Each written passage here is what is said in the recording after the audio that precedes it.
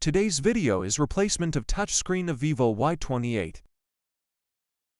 According to the owner, she unintentionally dropped her phone while she was using it, and the impact caused visible damage to the device's screen and body. And since we need the money, let's go ahead and fix this. Let's go!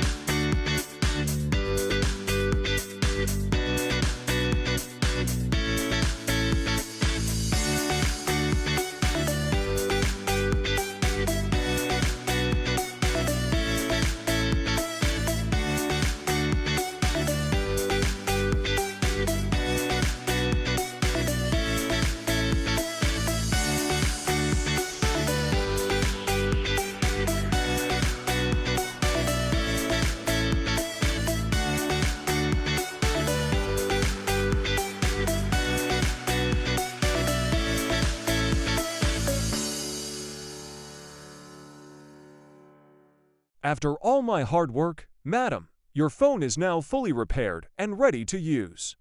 Please don't drop it again, but I do enjoy the extra income.